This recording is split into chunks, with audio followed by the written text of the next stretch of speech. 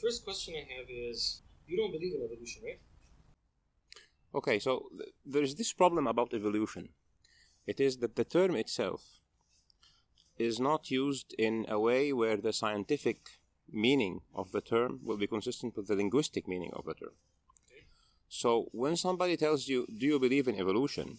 He needs to be very clear about what he exactly means by evolution, because linguistically the term will mean something evolves. It means that it's getting better.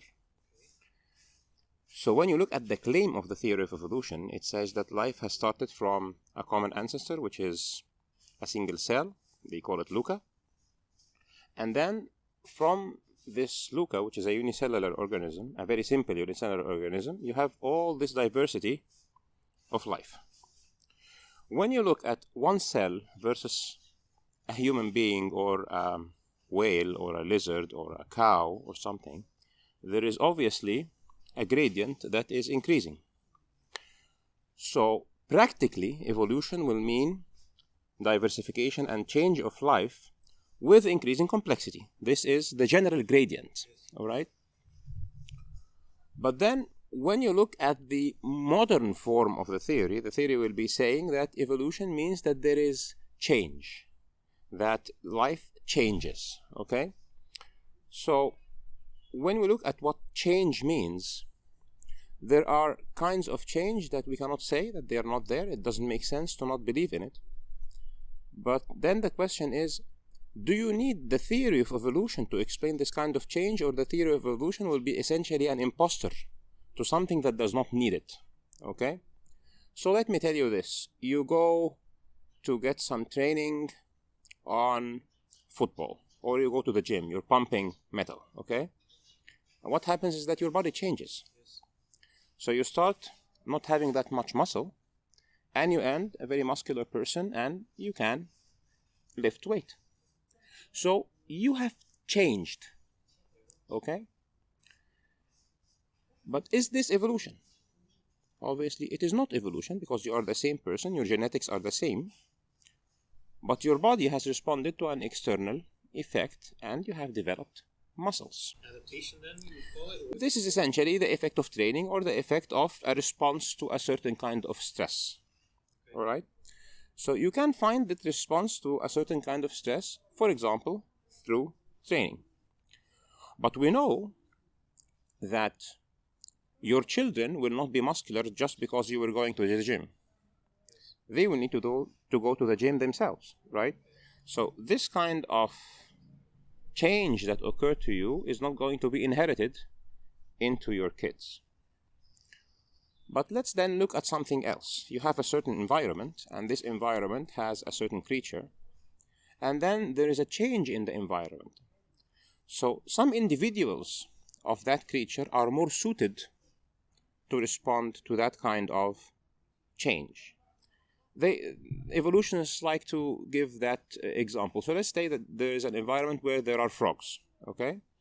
And those frogs have a certain color, right?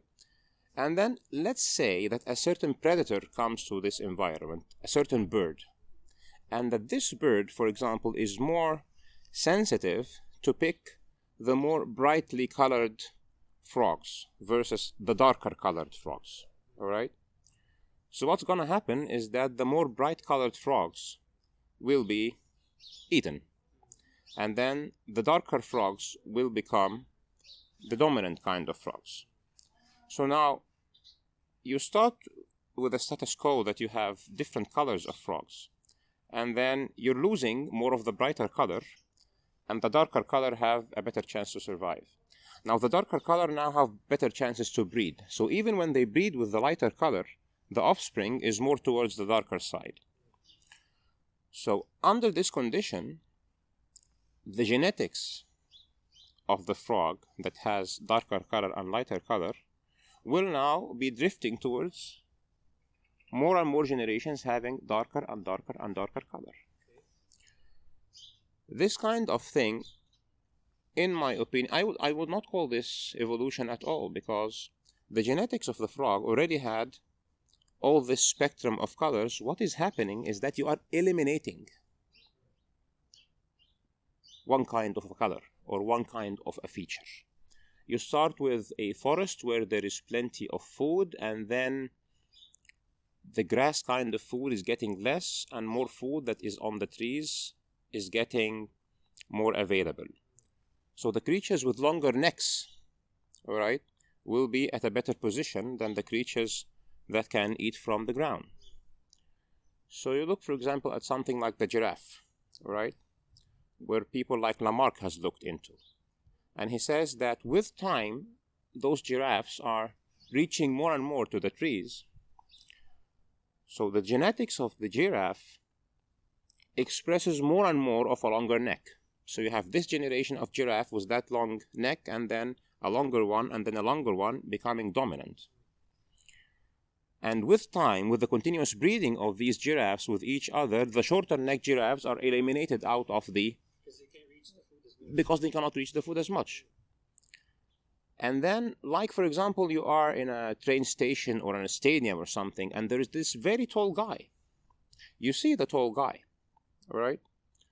But what if, for some reason, there is discrimination against shorter guys, and there is a law that shorter guys cannot marry, or you cannot get a job unless you are that long or something? This guy now can, the women will be thinking, well, if we marry this guy, our children will be taller than the other one who will give us shorter children, so we want a better life for our children, so we'll pick the taller guys. And with time, this small population is getting more taller and taller children. And 200 years down the line, if those laws or if those restrictions exist, then you find a population of a village, of a city, or a city where you have taller people. I wonder if that's what happened in Finland. Actually, you've given the example of Europe, so it has been noticed that with the very big change in the economic situation in Europe over the last 200 years, that Europeans have been actually growing taller. Yes. And actually Japan. And even in Japan. Yes. So, also the change of the kind of food, etc. McDonald's is the culprit. So, now the question is this evolution? Now, some people will call this microevolution, and the other one, which is not acceptable to me at least, is macroevolution. But I hate to use this term microevolution because, they're sticking the word evolution completely outside of its context. So let's consider that we never had Darwin, we never had Wallace. We're not thinking of this matter of morphing of life forms into other life forms. We're just having our observations. We understand genetics. We understand that the genes that are expressed are not actually everything that can be expressed. All right? There is so much inside every living creature that what is expressed is only what the creature needs. And there is so much inside us that we can express using, for example, training. You think that you can run that fast, but if there is a lion running after you, you can be really surprised of what you can do.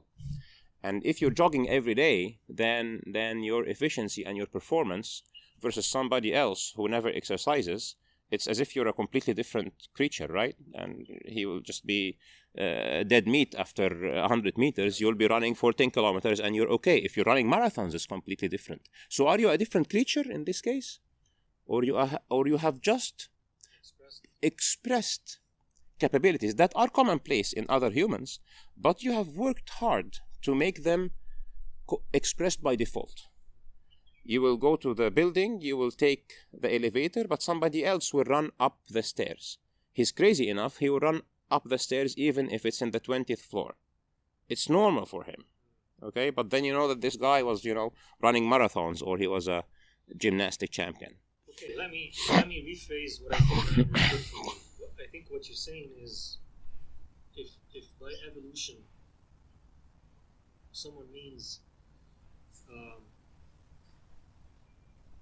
the improvement of certain characteristics that already exist in the creature over the span of time and over the span of generations, but it's already part of their makeup. It's not something that wasn't there. It's not like I'm going to grow gills in my neck.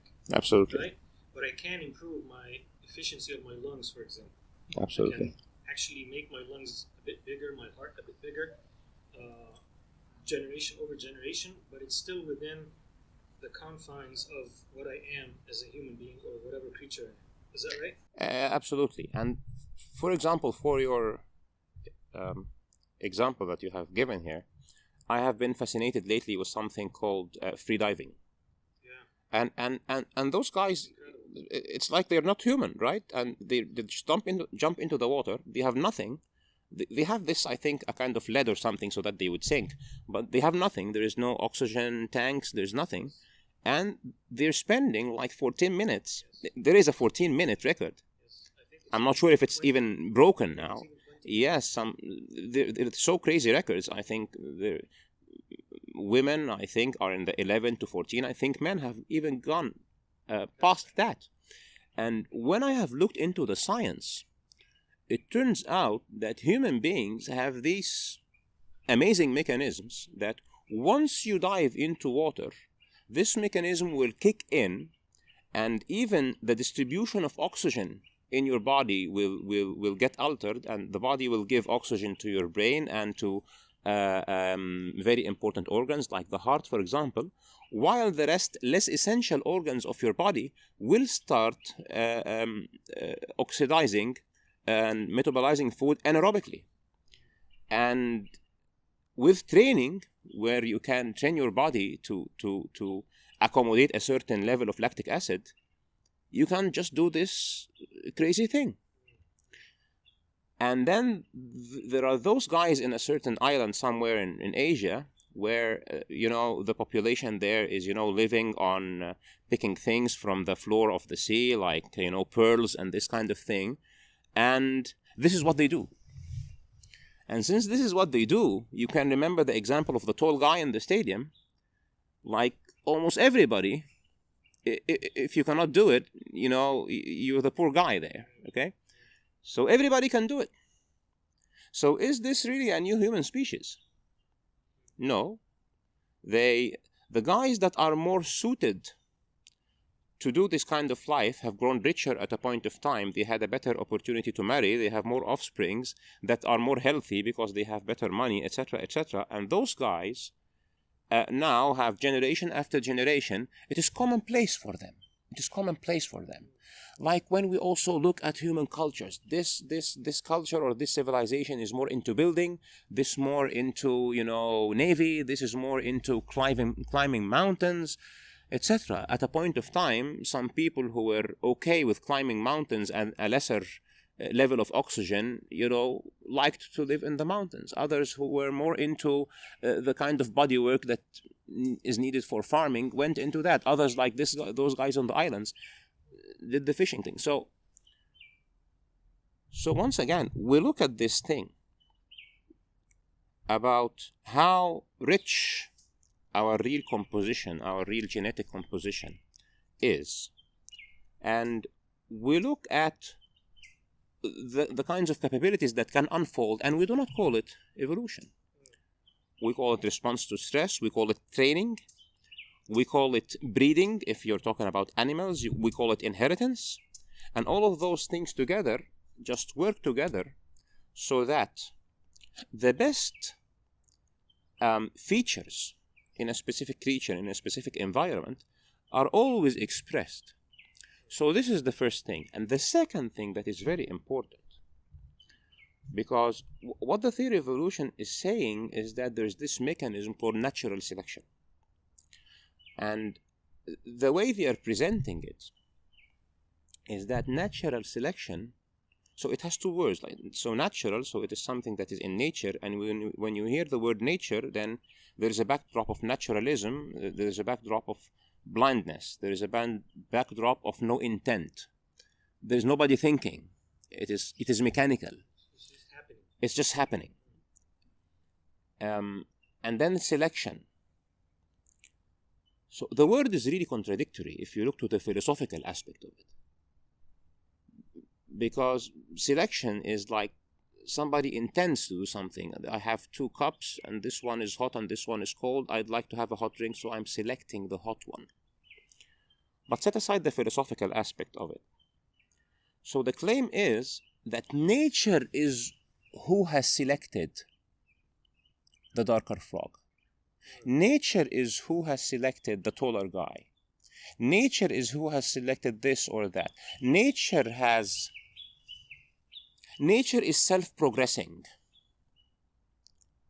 life to the extent that life would survive. Okay, let me ask you this question again. Mm-hmm. Do you or do you not believe in evolution? So in simple words, if we're talking about a creature becoming more adapted to its environment, and individuals of a population that are more fit to a specific environment becoming dominant in that environment, this is completely acceptable. I do not call it evolution altogether. This is adaptation, which comes from epigenetics and inheritance and breeding and even training. And this is completely, it does not need the theory of evolution to be accepted or to be explained. Just needs understanding of genetics and how living creatures behave towards their environment. Now, if we're talking about evolution in terms of a terrestrial animal who will morph with time and then tests the water and then becomes a whale, this is completely not acceptable. If you're talking about a fish that has gills, then later it becomes amphibian, then later it becomes terrestrial and has lungs, this is beyond unacceptable. Okay, let me stop you here 1 second. Yeah. Is it unacceptable when it's assumed to have happened on its own? Or would you accept it if I were to say to you that it was actually guided by a higher being that was actually driving this morphing? Okay. So there are people who would go like this. We believe in evolution, but we believe in guided evolution.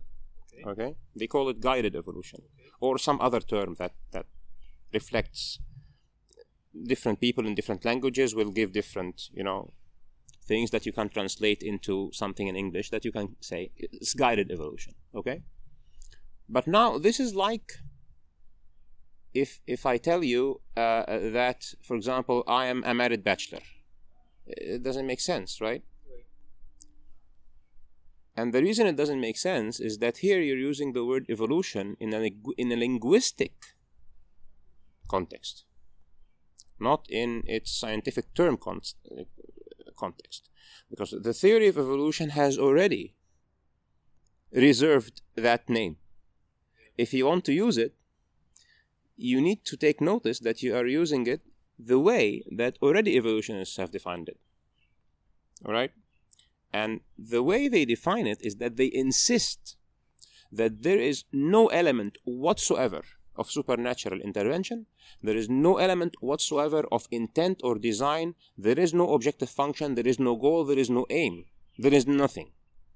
There is only mechanical and chemical processes and physical processes that is causing all this change, and then this filter of natural selection that rules out the changes that are not advantageous or have less fitness or has less ability to survive.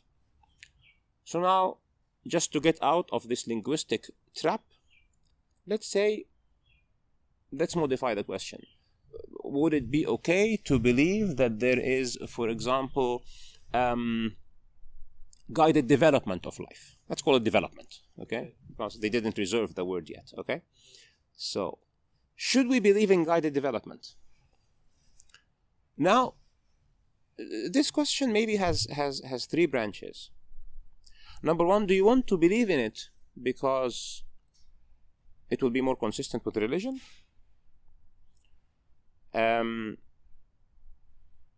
Or you want to believe in it because radically, if you do not believe in it, then you have a problem with the existence of God? Or you want to believe in it because it is an alternative to evolution that you do not accept logically or physically or mathematically. Okay? So this is one very important aspect. You need to know why you want to accept it. But the more important one is why you will accept it. Because essentially this will be a scientific theory. Okay? And if it is going to be tagged as a scientific theory, you cannot, the way science is defined today, because science is defined in a specific way.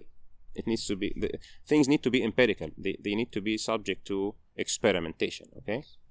And measurement and taking notes and making predictions, observations. So if you say, my theory is that there is a divine being who is developing life from one stage to another stage in a way that is, because it is divine, it is unobservable, you cannot fairly make this a scientific theory. Because it's not verifiable, it's not tested, you can't experiment, you can't test, you can't... Yes. So if you want to say this, you will say this is a belief. Okay? And if you make... scientific theory. Yes, you will say that science does not explain the development of this life form from this ancestral life form. Is this the problem with science? Is the problem with science is that they are insisting on explaining what's happening when it's not necessarily within the realm of science to explain what's happening or what has happened? Let me rephrase my question. Is science overreaching to force explanations on phenomena that are outside the realm of science or the capabilities of science now or ever, because they just are obsessed with being able to explain things in an empirical, verifiable, testable way. So the problem is actually not with science. The problem is that with a different thing, with what you can call epistemology. Okay? So the way or the acceptable ways to gain knowledge. Okay? The real problem is that when your epistemology is only scientific. Okay? So I cannot accept something as knowledge unless it is scientific. And then you're trapping science. Because you have defined science in a certain way where it's empirical, okay?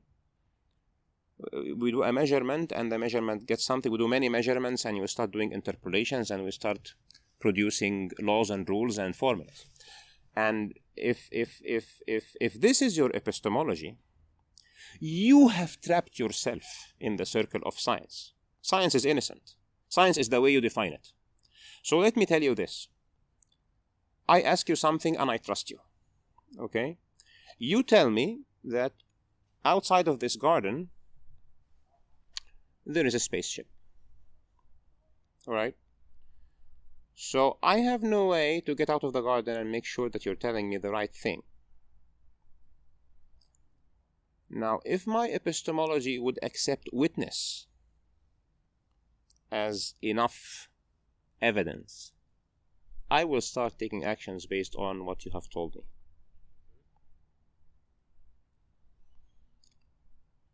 But somebody else in the garden who does not accept this epistemology will not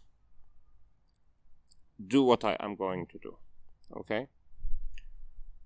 So now, when you look at this question of whether we are being fair to ourselves, you will find that there are observations around us that science is giving up on.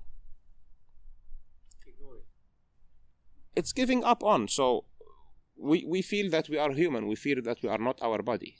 Okay? Every single person observes that he has a soul. But science cannot prove it and cannot falsify it. So you have a naturalistic worldview that says, since I cannot test a soul, I cannot directly observe a soul, I will say that the human being is his body. And then you ask somebody, so how come we are self-aware? How come we are conscious? How come we have free will? He will tell you, since there is no evidence for free will, maybe you don't have free will altogether and it's an illusion. Now, this is where the problem is. That you have an individual observation that 7 or 8 billion people observe on a daily basis.